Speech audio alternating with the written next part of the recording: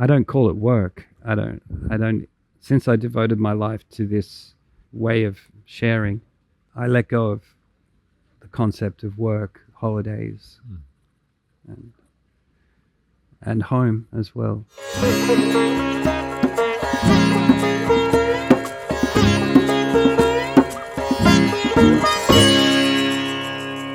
Action! Welcome to the Spirit of Yoga podcast. In episode 58, we have a star guest here, Kevin James Carroll, one of our beloved heroes in the field of bhajan and kirtan chanting and heart songs shared from his deep presence. And I'm deeply honored, touched, and grateful for Kevin to be here with us in our Spirit of Yoga podcast. Thank you for taking the time on your Bali visit to come over to our film studio and to connect from heart to heart. You're very welcome. Thank you for inviting me here.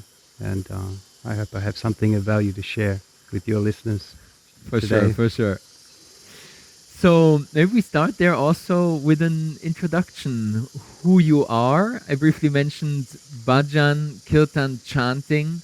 The devotional mantras are close to your heart and you bring them into the hearts of the beings around the world. So I'm curious, what brought you from your Australian upbringing into a world-renowned artist and musician touring the festivals, the concerts around the globe? In a nutshell, how did that lifelong journey unfold? The love of music, what's the landmarks that brought you into such fame and global recognition? I think it's an inner vision that was always there, even as a child. And even though the path was not clear in the beginning, and I was really, I felt like I was in a dark room finding this suspected door, that was going to lead me on my path. All I knew at that time was what it wasn't, but at least I stepped forward towards that goal. And as I walked closer and started to have the faith, and also sometimes the courage to say, no, this is not it. Especially when you have to disappoint people or yourself, or let go of particular ambitions or so on, and to continue to wait until you feel like this is really what I'm resonating. This is part of my vision. And I liken it to going down a funnel. In the beginning, there's a lot of room for movement, and you're not quite sure exactly where your path is, but then something you as you continue, and then something you can feel that current sweeping you, and you can feel that you start to hone that direction, and then before too long you're going down the tube, and then your path seems to be very clear. And that's where I feel I am now. It's just an outcome of staying true to the vision and staying true to the heart, really, because it's the heart's vision ultimately that led me here, and will continue to do so. I hope it's an ongoing process of being constantly tempted to be diverted in some way from that path, or seduced.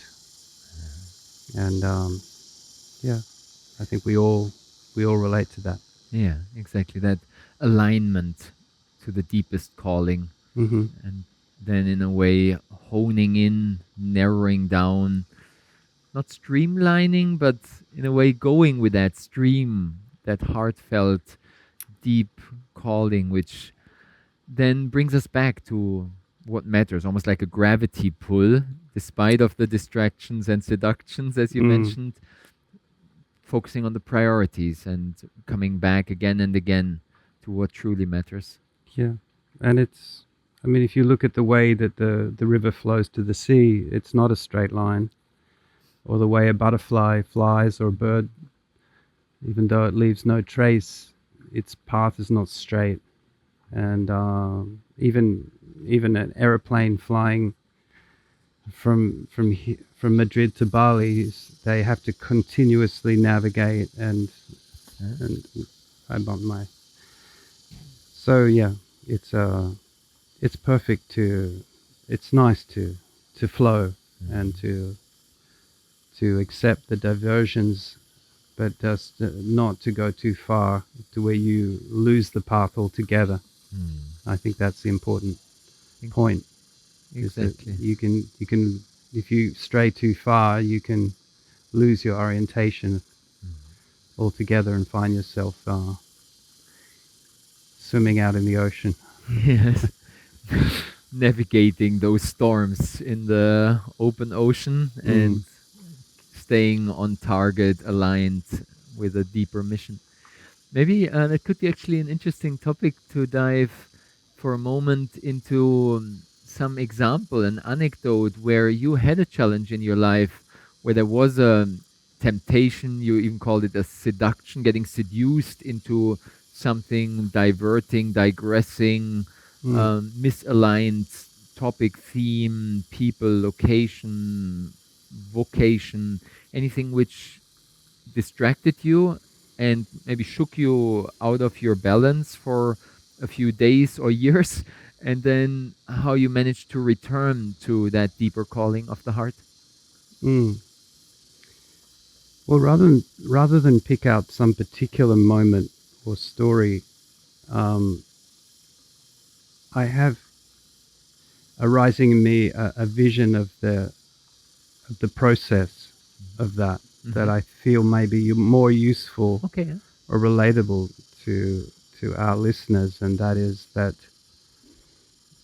on on this path, the first um, distraction, diversion, seduction happens inside of me, in my view and my intention. And as I continue without resolving that within myself, the the diversion from the path starts to reveal itself in my mental world, and then also emotionally I will start to feel a sense of dis-ease. Hmm. And then I will start to see in my life an element of dysfunction and dis-ease Hmm. happening in my relationships, Hmm. or even just witnessing uh, dysfunctional or for example, an accident Hmm. or something bad happening, or people, or being around people who are angry or violent, or those sorts of things are big warning signs for me that I haven't resolved that. And so what I noticed is that it's kind of like you're beating up against a wall, and the longer that you or the further that you go from your true being, your true path, that the more dense that those indications will become, to the point where it will reveal itself in actual you being involved in some kind of um, form of suffering. It may be an accident, it may be disease, it may be um, a horrible situation, or it may reveal itself also in a feeling of being trapped or um, without choice. Hmm. And I noticed that for me personally, on this journey, the more aligned I am, and the more dedicated and devoted I am to something greater than my own sense of self. which I don't deny that I have that, but um, it's within the reach of all of us just to focus our view, or to turn our view towards something greater than that. In other words, for example, like, how can I serve others, or how can I serve? That choice is available to everybody. It's simple, and it's just how focused are we on that, or how focused are we on, I want this, I need this, Mm-hmm. I'm going to get this. And so it's a self-governing system, and that the further or the more attention I give to the ego, basically, then the more suffering and dysfunction I'll see in my life. And in regards to specific moments, there has been, in every form, unique and completely random situations that arise. It may be a friend that comes back into my life that reminds me of something that I've forgotten, which has happened many times. Like friends that help me to reconnect. Or it may be just a book that I open, or in some situations it's been animals. Mm-hmm. And I would like to tell a short story, Sure. if Sure, that's please. okay. Yes, please. There was one time in my life where I was really just fully exploring the world of spirituality and self-awareness and meditation and yoga and so on. And I was just beginning that journey, and I was in a lot of conflict with my own habit of ego self, that because it's habitual to be thinking in patterns of the view of myself as a subject and the world as an object. Mm-hmm. Well, in a way, you're objectifying yourself as well. And so when I started to discover that world and to really dive deep into it, I had a really big conflict going on, because habitually I would be thinking thoughts around the self, and then ideologically, with the new information that I had, I was like, don't think like that. It's we're one. You're here to serve, or all these spiritual ideals in conflict inside of me. I isolated myself from all of my friends. Some of my friends were quite worried. I lived by myself, practicing yoga and meditation and studying 6 books at the same time. I was like reading 2 books, one in each hand. It's just, and I woke up one morning to this really big bang downstairs. So I was living in the rainforest in North Queensland of Australia. And so I went down, and there was a kookaburra. Kookaburras are an incredible bird. They're extremely present. They can see the tiniest little worm. Even I had once, a kookaburra would fly down right near my feet and pick a worm that I couldn't see and fly off. And they have this stare that is just really, really present. They're just like,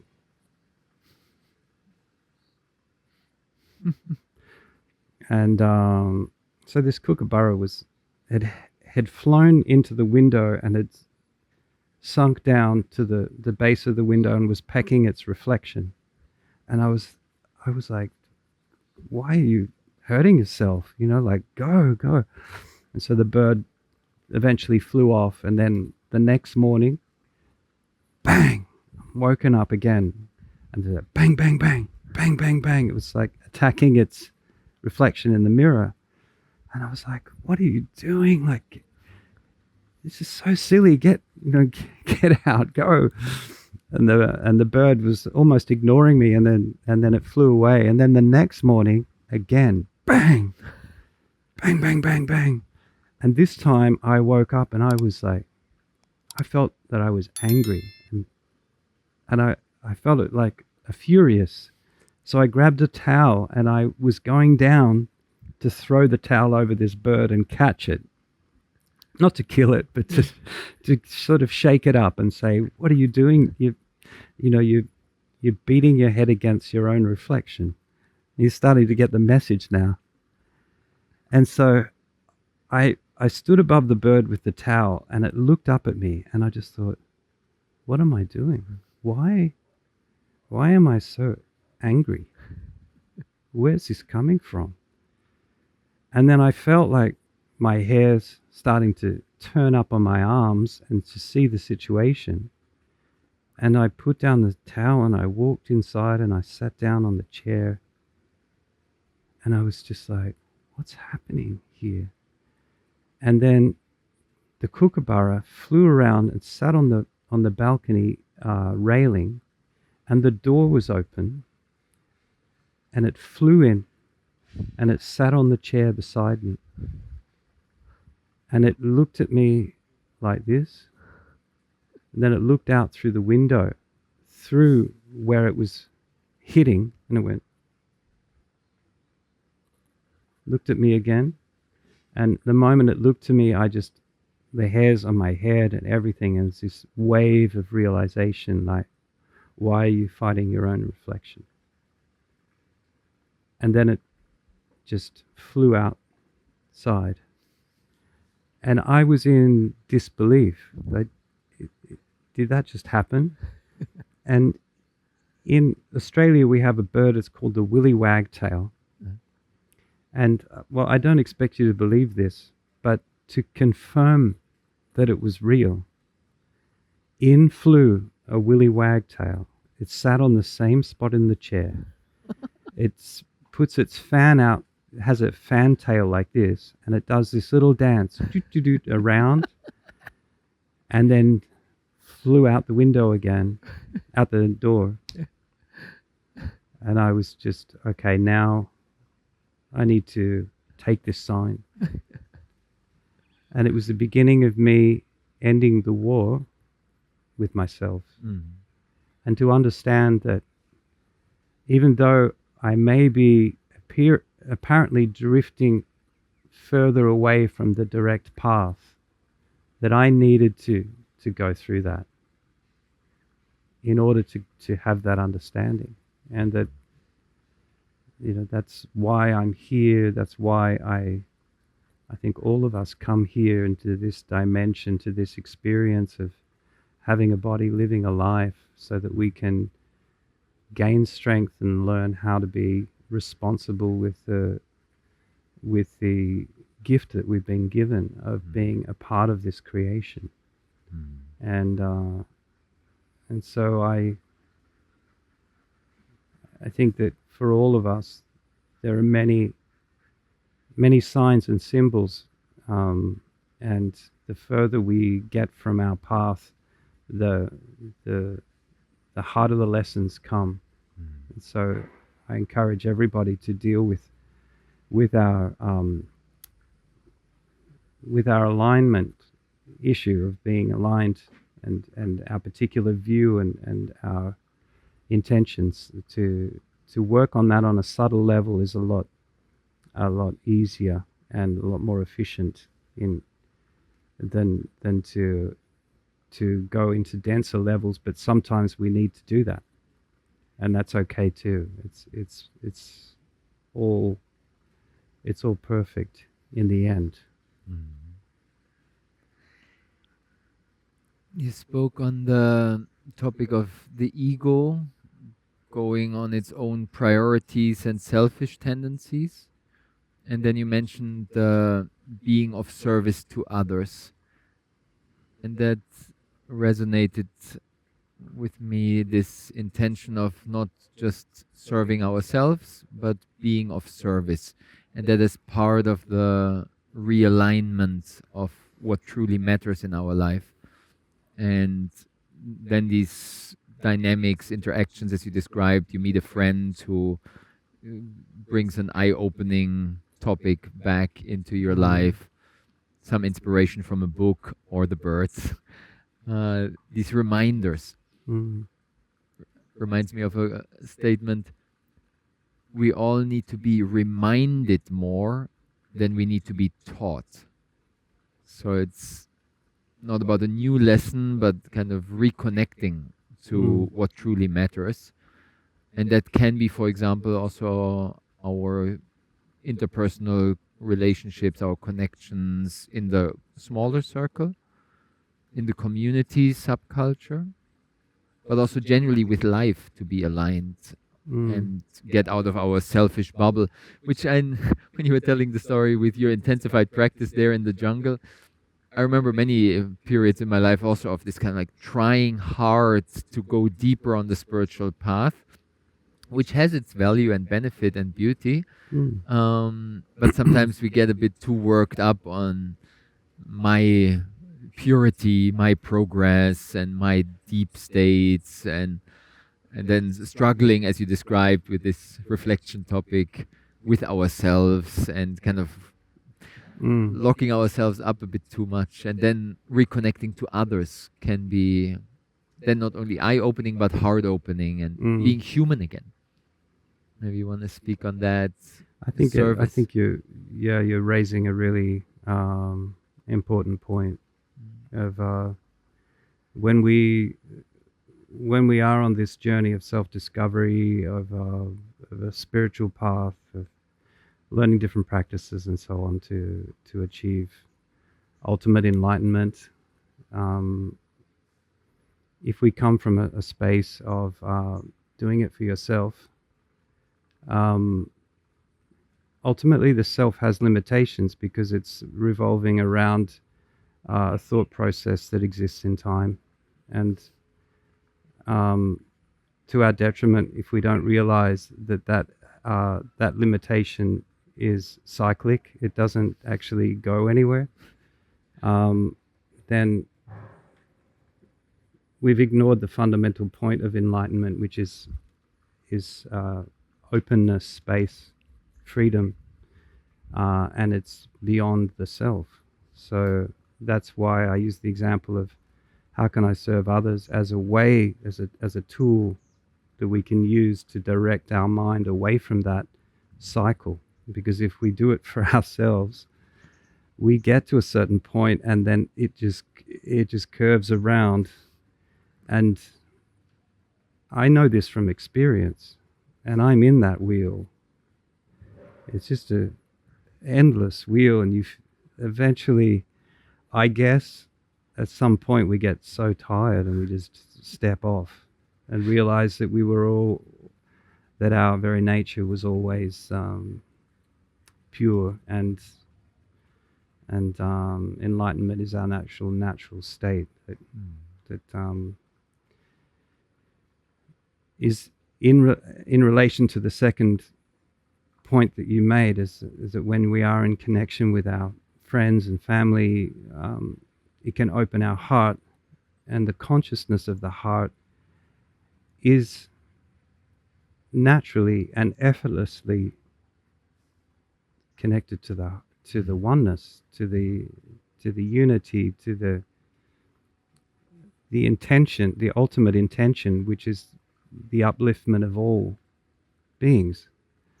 The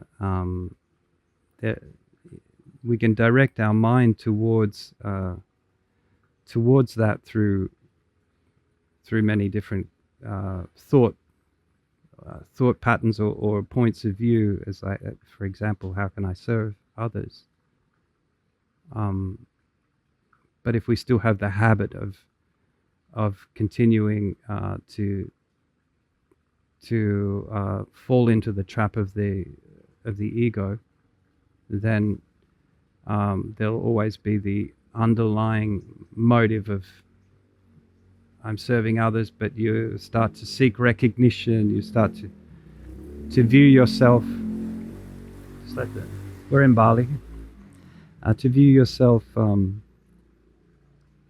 in that picture as the center, and when we connect to the heart, then we naturally can feel that we're part of something, and that there's this um, natural compassion and care for others is actually effortless and beyond the doer necessarily. Exactly, the selfless service, the seva, It's yeah, just as a natural expression of life, connecting through us to others, and going there deeper into that service beyond our selfish tendencies, to get out of our, in a way, habitual looking after ourselves, my, first of all, basic survival, my family, and then my spiritual progress, my awakening, and trapping ourselves into this perpetual cycle of self-improvement, in a way, on the spiritual path. yeah. And I have something to say about that, because we can sometimes judge ourselves for doing that, and Exactly. and we can forget about mass consciousness. And I'm not saying that we can blame the world or blame the mass consciousness for us um, easily sinking into that view, that pattern of thinking, although it pervades us everywhere. And an old wise man that I once met, he said, "Kevin, if you're in the room with a chimney sweep, you're bound to get a little soot on you." Cannot escape it. And I mean, that's evident. You go out into the world. There's advertisements. There's the most of the stuff on the screens. It's important to surround yourself with people who can support you on that journey. Um, it was Osho that said it's 80% of the company you keep as to how dedicated you can be. That doesn't mean you can't do that in an environment where you're not supported, but it is more challenging, and that comes to the point as to why I chose to travel with my music and to focus on going where I was invited or where I was needed. And over the years, that has revealed itself as to being in the cities, primarily for that reason, that it's very isolating. And I understand that if you do live in a city, it's very difficult to be open and loving and connecting with everyone, because you have to, in some ways, shut down that natural tendency to look at someone and smile even though you don't know them, and connect with them, because there's so many people, and some of them also are looking to grab hold of you, not always with the best intentions. So you have to protect yourself, and I understand that, and I don't see myself being able to avoid doing that myself. And so I felt that, well, that's where my music can really benefit those people, because they can come to an event, feel that they're in the space of 2 hours, feel that they're in a space where everything is directed towards remembering that sense of community and even family, and then also singing, which cultivates an expression of emotion. And emotion is the foundation of all religion, because religions are basically revolving around love, peace, happiness, joy, wisdom, regardless of the different names or perspectives. And so those emotions, they're energy in motion, so they need to be activated and expressed. And so you do that through the voice. You open your chakras, and you allow that closed up energy to flow and open. And sometimes people, when they come for the first time, they just find themselves crying, and they don't know why. And it's not a bad thing. It's not a good thing. It's just the tears are flowing because finally they can allow that love to flow through, and then they can experience themselves. They can experience a deeper connection to, and it opens the heart, and then that awareness of unity and being a part of something, feeling connected. It's a feeling of home is the most common word used, and then that can translate into the stories that maybe they brought to the circle. And there's a lot of forgiveness, acceptance, remembering what's really important to us, and then hopefully taking that back into their lives, and also maybe being inspired to find ways. And I always give that message to find ways to, as best you can, to stay connected. And there's many different ways that we can do that, but I think that the message that I share with people is, do things that make you feel connected, and don't do things that make you feel disconnected. And it's that simple, really. Exactly. And for that, coming together in the singing circle, in the community, in the subculture, like you describe, a family, a sense of coming home, It's powerful. the vulnerability, where like you describe, I like that, the emotion, the energy in motion, to allow that flow to unfold within, but also in the circle, in the dynamic. And in a way, setting in a safe space, a protected haven. As you described, the city life can be overwhelming and almost hostile in the rush and hustle culture. And then in a shared music space, like a bhajan, kirtan, chanting circle, we have that possibility to get out of the mind into the emotions, into the heart, and out of the selfishness also into the safe community space where we can open up. Maybe you want to share a bit more about these heart songs which you share there. What does it mean for you, a heart song in that shared space of connection? In your interpretation, in the way you bring that to so many people around the world? And then the classical Indian bhajan, kirtan, mantra chanting, how did that unfold in your sharing? That you open these spaces where people can feel so connected and safe to open. What's your intention around these heart songs and chanting circles? Inclusion has been a very important part of this journey. Understanding that I come from Australia, which is a relatively young child in the sense of culture, just a little bit over 200 years old, and we are a multicultural society. I grew up with different nationalities, and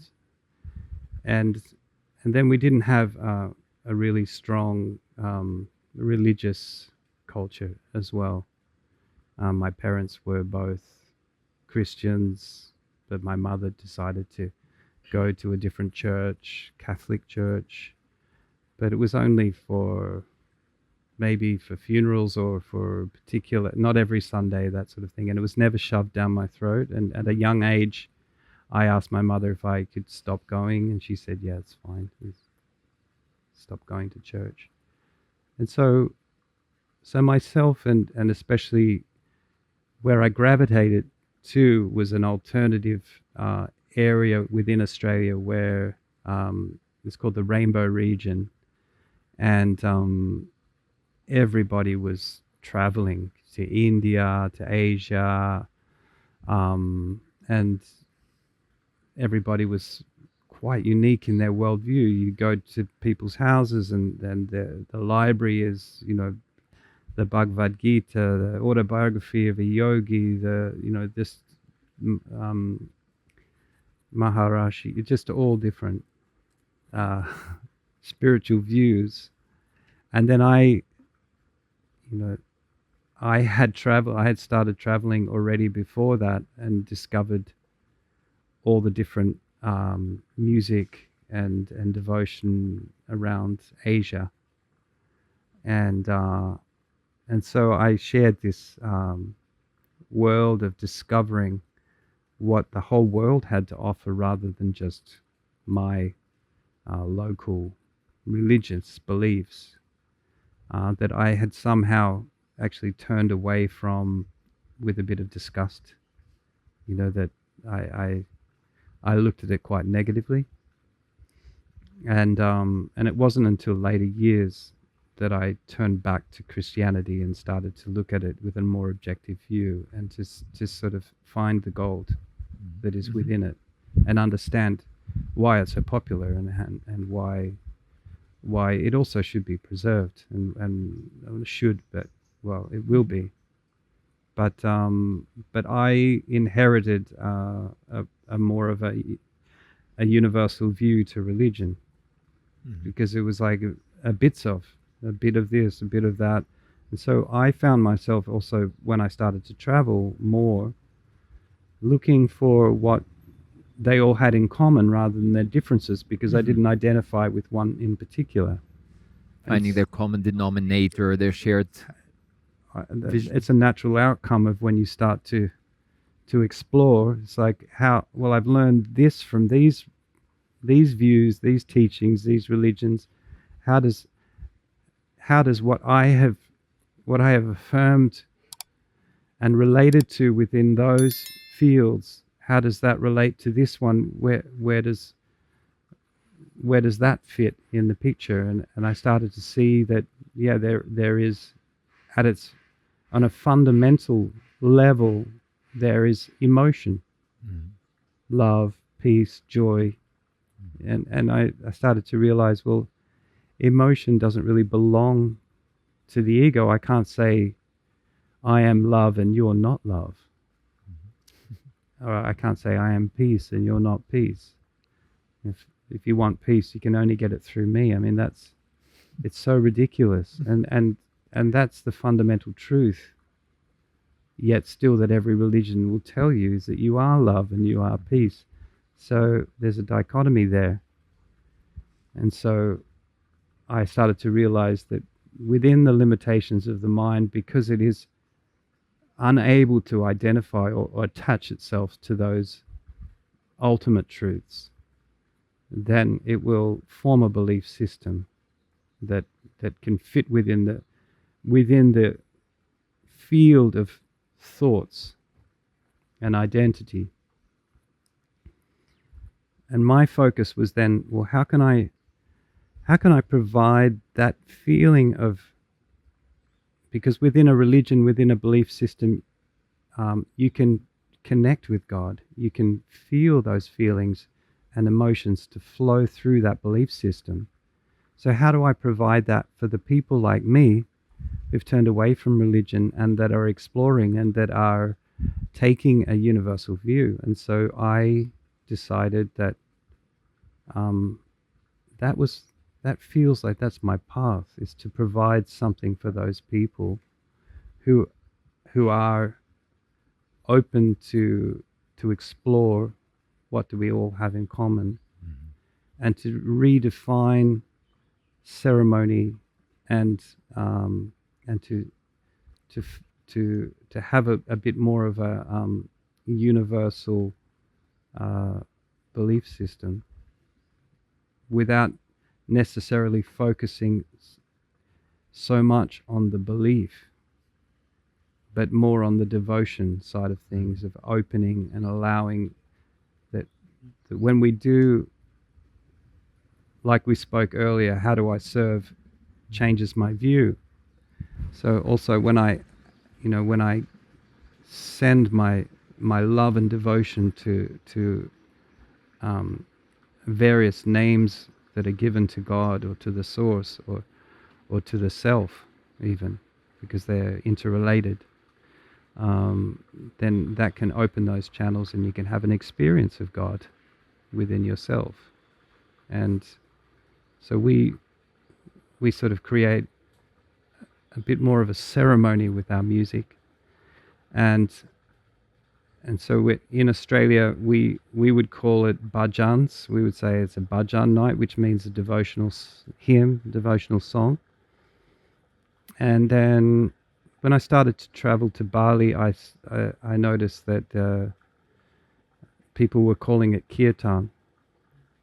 And I kind of disagreed with that because I felt already uncomfortable with the word bhajan, because it also referred to a Hindu religion. And so I refused to use the word kirtan, because for what I do is not kirtan. I don't focus on Hindu mantras. I do a lot of Hindu mantras because I love Sanskrit, and I think there's a lot of power in there. But I also will sing Hallelujah or a Sufi chant, or La ilaha illallah, or a Balinese prayer, or a Aboriginal prayer, and just bring it all together in that way. So there are people who do kirtan in a traditional context, and that's wonderful, but that's not what I do, and it's not what I want to provide to others, because I feel that there are people that who want to stray away from diving into any particular religion or religious dogma or belief system. Mm. And so we came up with the word heart song, just because when I write the songs, I feel it comes from my heart, and it's directed towards the heart of others, not necessarily the mind, because it's also chanting quite often, repeating again and again and again, and and the mind gets bored with repetitive things. So that's the idea, is to bore the mind into presence. But what you find when your heart opens through the expression, you can reconnect with that inner child, the one who says, "Do it again, do it again, do it again," and it gets better and better and better each time. But the adult would say, "Oh, let's do something different," But if you really can connect with your inner child, you do it again and again, and it just gets better and better and better. And that's kind of like what happens when we chant. So. Exactly, that joyfulness, huh? This playful expression, and then shared uplifting space. And What is the inner child really? It's the full expression of yourself, and it's really the connection with the body intelligence, primarily the heart. But yeah, you mentioned a few times as the key emotions love, peace, and joy. And definitely, this devotional chanting gives this uplifting, high vibe, and then, in a way, flying high together. And in a way, as compared to the mass consciousness, the collective kind of pulling each other down, in the heart song space, we uplift each other in this collective energetic field. It can be so empowering and kind of pulling me into that sphere and taking me out of my mind, out of my individual narrow minded limitations, and out of this kind of linear progress, trying to get somewhere, but more this recognition like you say, remembering that we are already connected in the heart. And Mm. it's such a beautiful space how you, in a way, infuse that spark of devotional purity and just uplifting dedication in the space. It's so empowering and Mm. so uplifting, and you bring to these communities so much joy and love. And then afterwards, with the sound healing, as you tend to do it afterwards, going into the peaceful space, it's so inspiring how you bring that to the people traveling around the world and bringing this mission of love and peace beyond any specific confession or religion, this all inclusive space. It's deeply touching and very valuable how you share and hold that space. So, thank you for dedicating your life to that. It appears to be, yeah, it appears to be that way. Although I've always maintained the idea that uh, as long as my heart guides me, I'll always be prepared to take off my clothes and walk into the forest if that's what's necessary. Although I must admit I've lost a lot of contact with that vision. That's more uh, more a thought that I had when I was living in the far north Queensland for such a long time, in the forest. Where you were even ready to kind of drop everything. You were already living in a jungle house, but you were ready, kind of like, whatever is necessary, take off my clothes, I just go naked in the jungle. Well, I Take me. toyed with the idea, yeah, Awesome. that maybe that could be my path to actually call in the tribe to to let go of all technology, all of the whole matrix, and just go back to nature.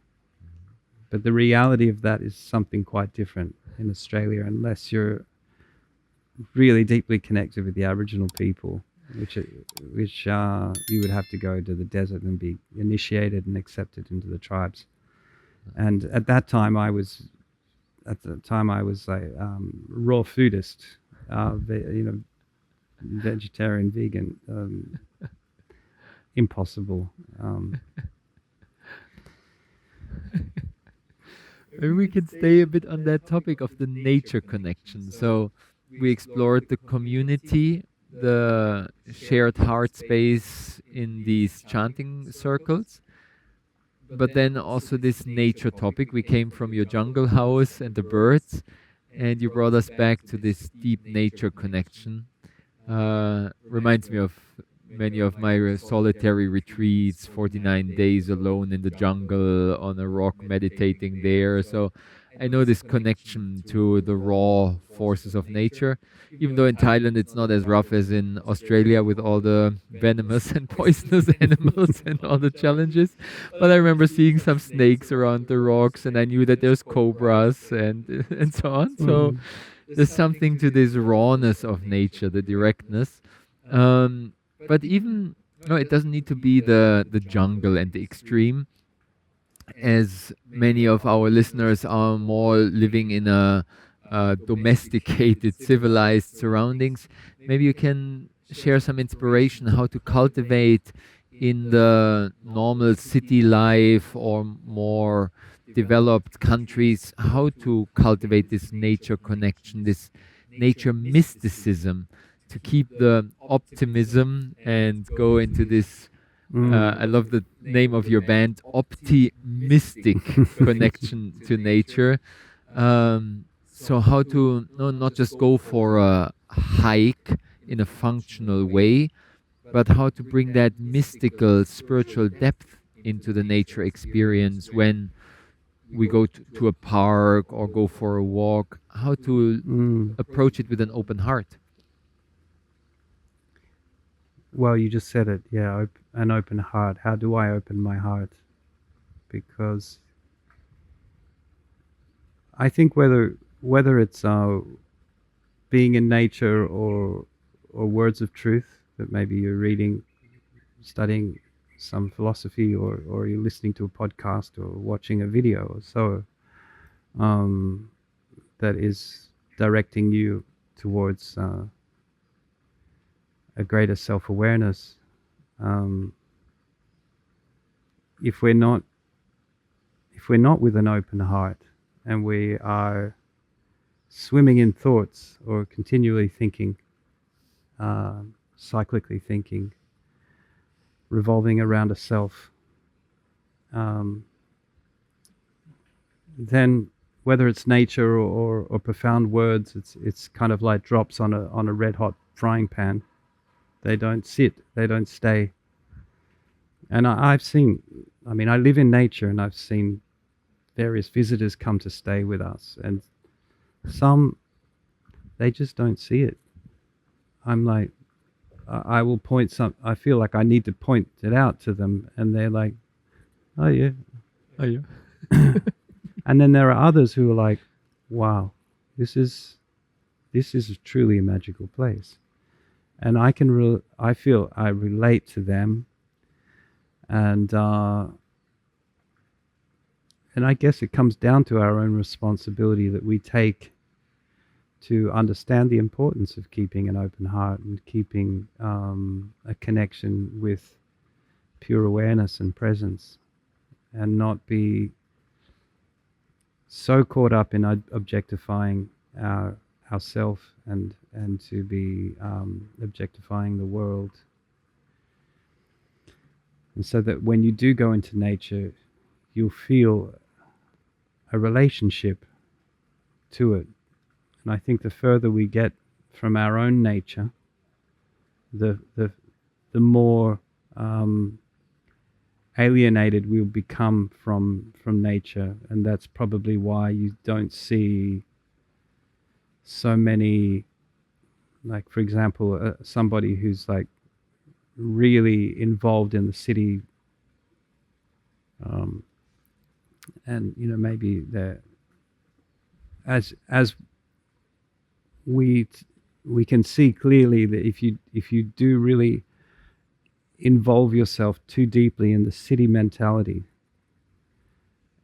you have to isolate yourself and protect yourself, but at the same time you have this natural urge for love and acceptance. But your relationships are very much brief, and with people that you don't know, so that you then start to base your formula for receiving that love in the first impressions. Mm-hmm. And so you will start to ornament to focus on ornaments. Yeah. Your dress, your hairstyle, decoration, the brands, or whether it's the tattoos or the toughness or the look, to give that impression, signaling kind of with yeah, and to feel that you're loved and accepted. I have experienced the opposite, living in nature with a community of people, a stable community of people, and where to the point where we didn't even need to wear clothes. It didn't matter what we put on, whatever you feel comfortable. It doesn't make any difference, because I already know and love you for what you do. Every kind thing that you've done, every time you've been polite or sharing or caring, is the amount of love and respect that we tend to exchange in all the little things. And to feel that sense of I'm loved is then very settling, mm-hmm. and allows us to sink into our presence. Mm-hmm. How to get that in a city? I've never lived in a city for very long. I don't think I've spent more than maybe 1 or 2 months in a city in my life. And so I understand how isolating it is. And I think that the practices that I share, I share 2 practices that are what I call the active Om meditation, which is kind of like a really condensed form of meditation that's using mudra, actions, sound, emotion, awareness putting all together just to create a really powerful practice that people can sort of achieve a connection with themselves quickly, because I also know that time is really important. And then also I do a toning through the chakras, which is using the voice to open the chakras. And so I share that in workshops as I travel around as a tool that people can use to connect with their own true nature, and to come in and to settle the mind and to feel the connection to the emotions in the heart, and to feel a connection with the body intelligence. And then you only need to look at a pot plant, or there's always a bird, or obviously it's nice to get out and to go to a park or to do those things, but it's not always that easy. Maybe for the formal practices that you share, maybe you can give some context of how you use the breath in that context. I mean, anyhow, in the chanting, singing, it's kind of almost like a natural, continuous pranayama. But do you also incorporate any other forms of breath work, breathing practices? You mentioned opening the chakras, the Om chanting. Yeah, during the Om chanting is the biggest focus on breath. Yeah. And it's basically a controlled, or similar to a Ujjayi breath in, a long, deep, controlled breath in, and then a pause, and then the exhalation is the actual Om, With the Om, but yeah. a very extended version of the Om, and then to the point where we exhaust all of our air, and then bow. I incorporate bowing, Yes. where you squeeze out every last bit of air, From and the then you leaning come forward, up yeah. empty, and you pause again, and you wait for a slight starvation of air, and then take a controlled breath in, and Receiving again. Yeah. it's dying a mini death. It's signaling the vagus nerve to also activate. And on top of that, I feel, and I'm not sure about the scientific aspect of this, but I feel that it activates this fight or flight. Like if I wait until there's a slight starvation of air, there's a part of our brain that activates. If I continue like that, eventually I will start convulsing, and then my natural, that brain will then knock me out, and I'll take a breath in. Sure.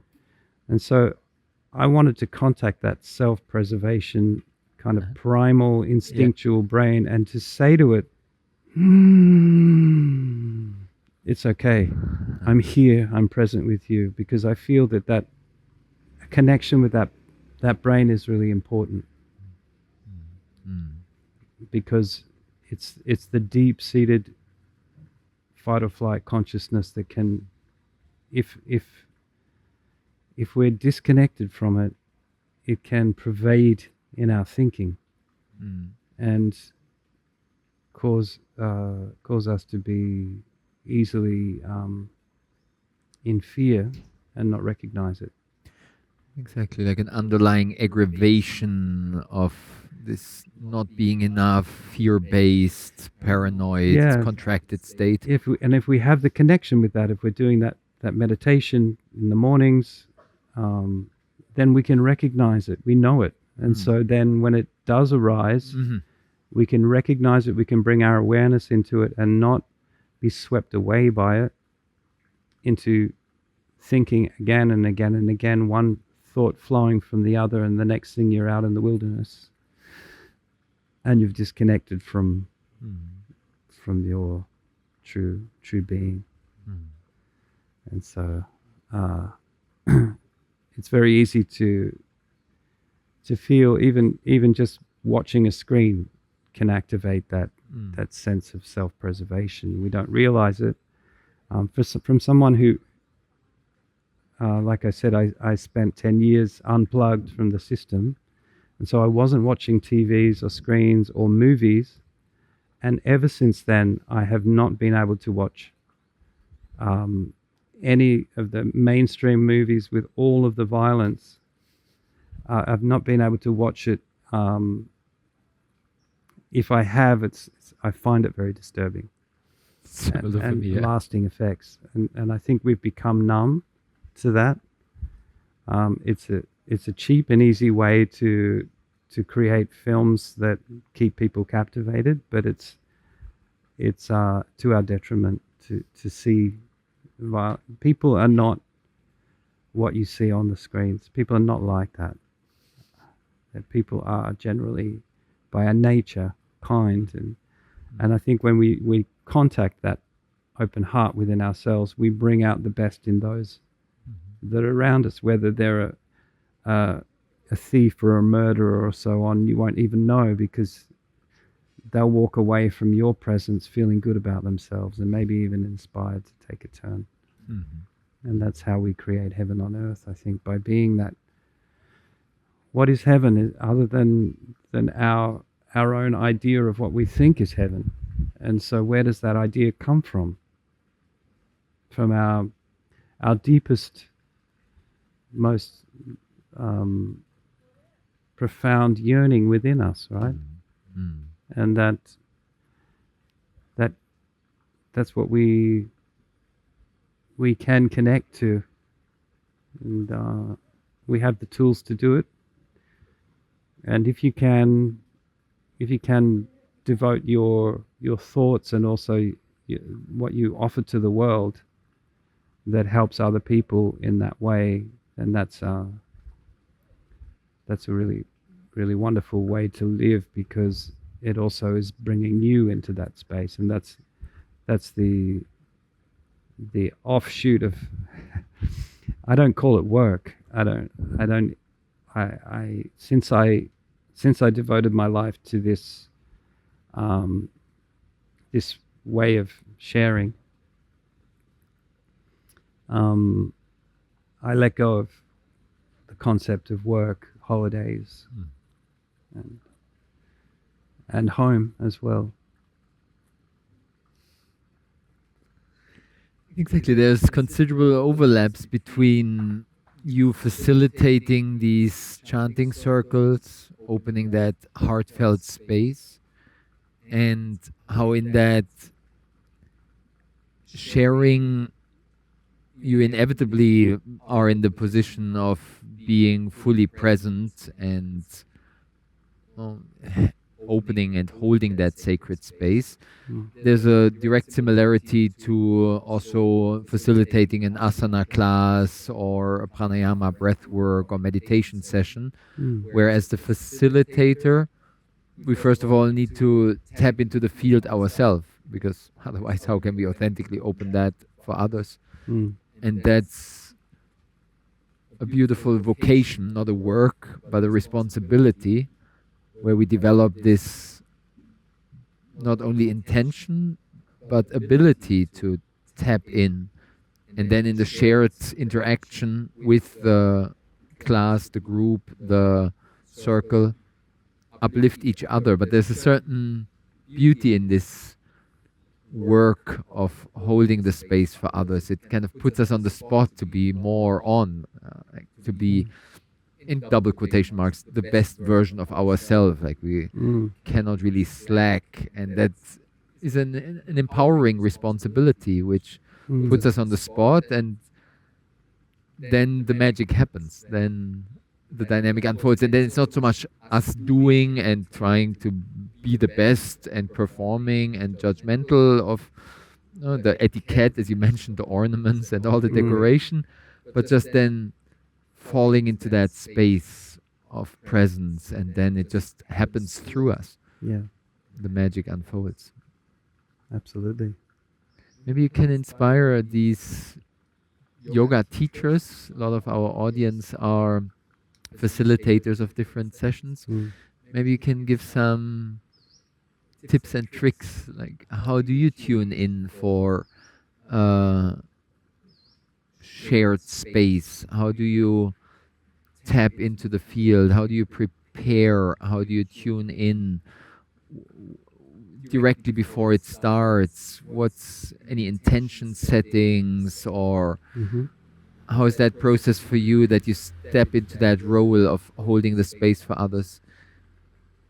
From your years and decades of experience of doing that, what would be your recommendation for rather newcomers in the field of facilitating such spaces? Mm. I think that when we are the facilitator of a space, and we have people who've taken time out of their life to be together with you and to be guided in a particular um, form, there's a there can be a sense of responsibility, but there's also an energy that they're all creating. For example, if you are participating, you really just want that person to relax and to say the words that need to be said, um, to guide the group what needs to be done to achieve the particular outcome, and their will is present as well as your will. And so if we as the facilitator are able to empty ourselves and to open ourselves to the will of the people that are there, and to understand that we are a group here and everybody is co-creating this, and I happen to be the one with the microphone, so what happens if I open my mouth and let the words come for them, let their words come? And that was a turning point in my life where I was able to speak without speaking. And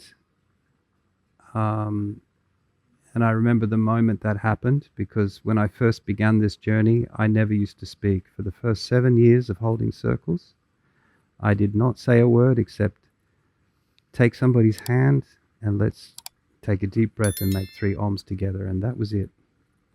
And I had advice from people always like, oh, you should say something, and oh, I'd like to say something. Actually, I think I could guide the meditation in the beginning and so on. And I was always like, okay, well,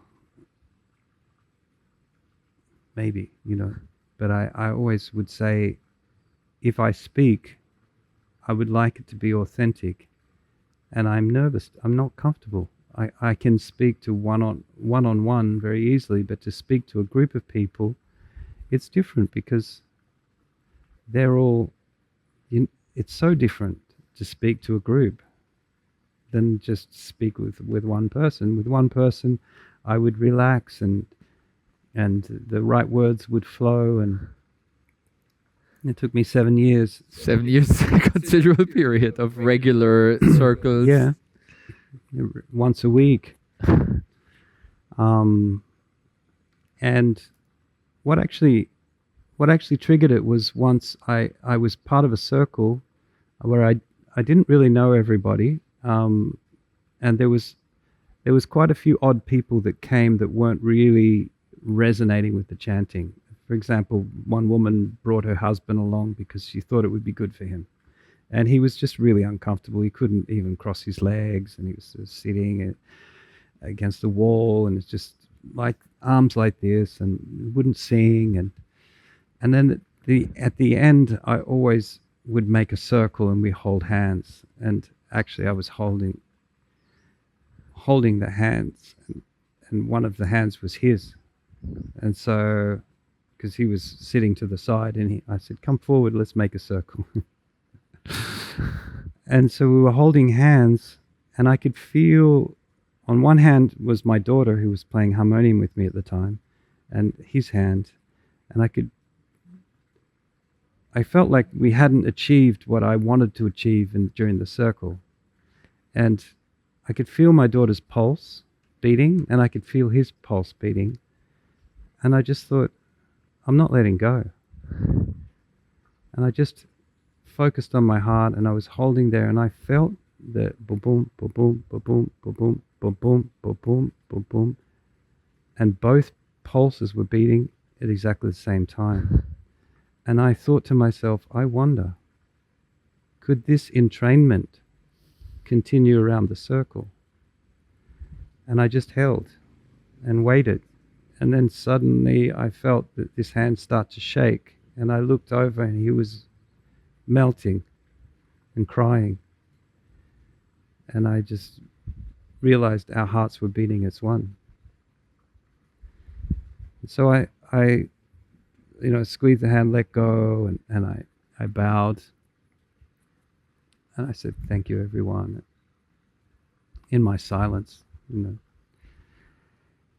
And everyone just sat there, not moving. And I was I just started to pack up my things, went to pack up my things. And I felt these words come up in my throat. And I swallowed them. And they just sat there, and while I was packing up, they didn't move. And I just felt so awkward that, for one, I was swallowing their words. And I felt like I was the obstacle of what magic was happening in that circle. And I went down really disturbed by this within myself. I sat in the car, and my daughter came down, and I said to her, I had words come up. I don't know what they were, so I didn't say them. But they were coming from my heart. And I just want to tell you now, I'm never going to do that again. And then, from that moment on, I started to speak.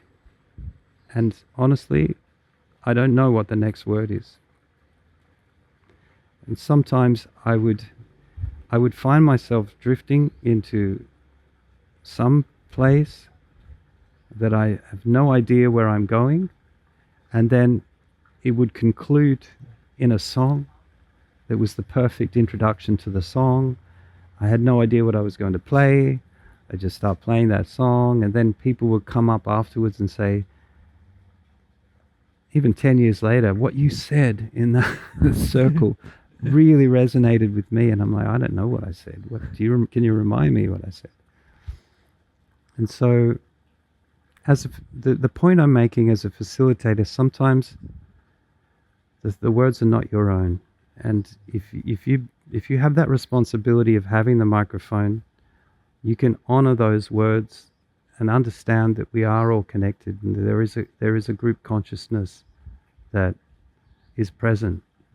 And if you can empty yourself and have the faith to almost, in the beginning it felt like I was vomiting out the words, in the sense, not anymore, they just flow, but it's a skill that definitely needed to be developed, and to have faith and to not think about what you're saying or judge. For example, I can be playing a song on guitar, and you say to me, what are you actually doing with your guitar? Like, can you show me what your fingers are doing? And I'll be like, I think I actually don't know.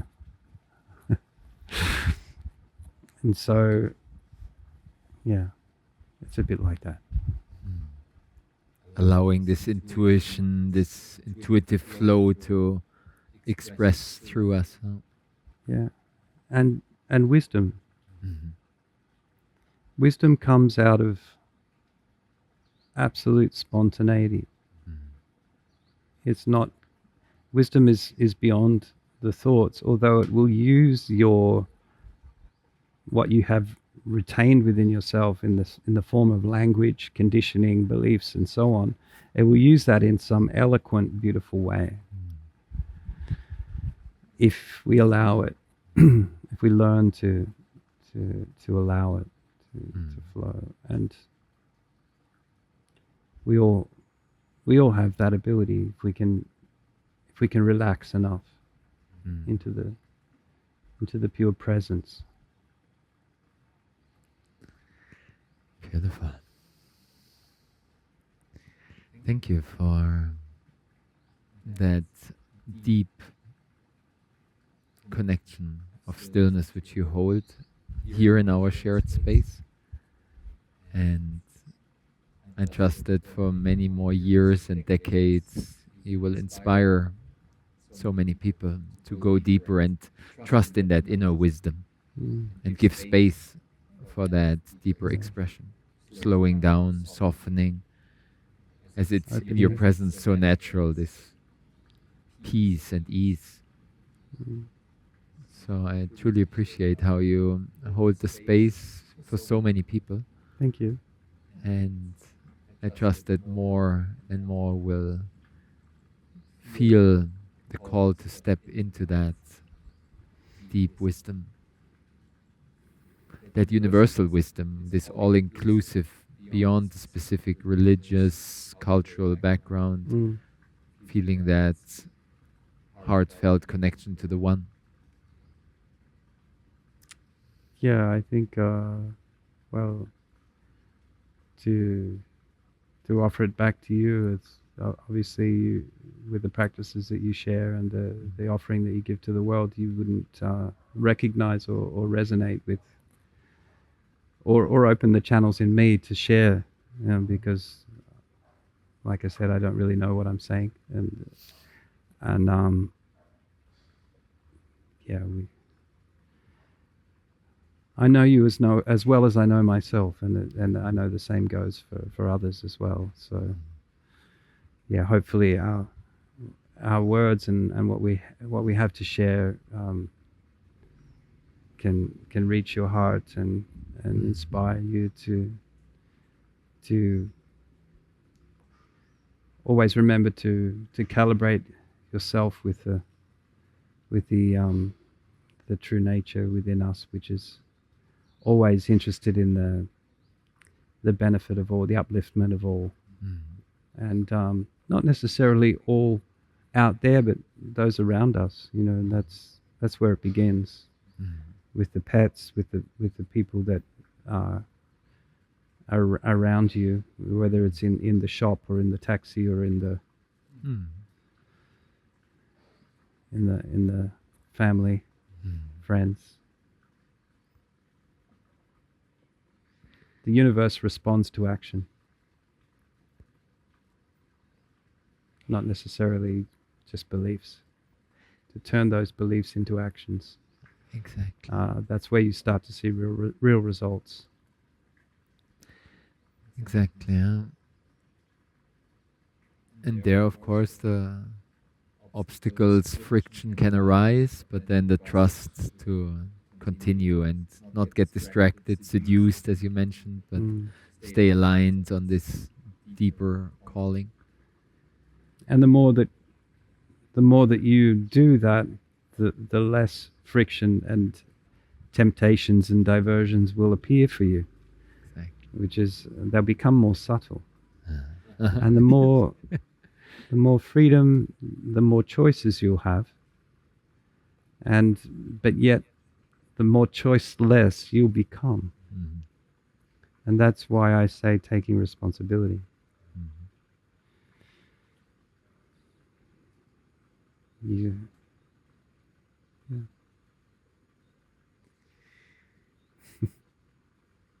So, this is why we call it the wisdom in motion, the action. There's something in bringing that wisdom into the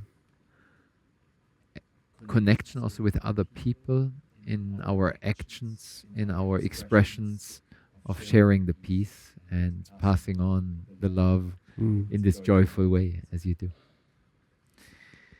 So thank you for joining our Spirit of Yoga podcast. Definitely you brought a beautiful spiritual depth to it, Thank you. embodied wisdom in motion.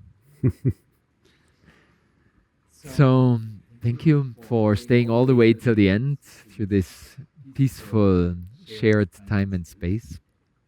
We truly feel the connection in our global community, and we trust that we'll find ways to go deeper together. Check out the wonderful music. After the words, you definitely gotta experience also the sounds and vibrations via Kevin James Music. You will find him on Spotify and all the standard platforms. A lot of wonderful concert live recordings and albums, and so many gifts which you share with our spiritual community. So we'll put the links also into the description text, so you can find Kevin in his element of the music, where he radiates even more peace and joy. So check out the wonderful offerings of Kevin James, and we're looking forward to the next steps of our shared journey. And thank you so much for being with us on this special occasion. Thank you, Kevin. Welcome. Thank you, B. Thank you.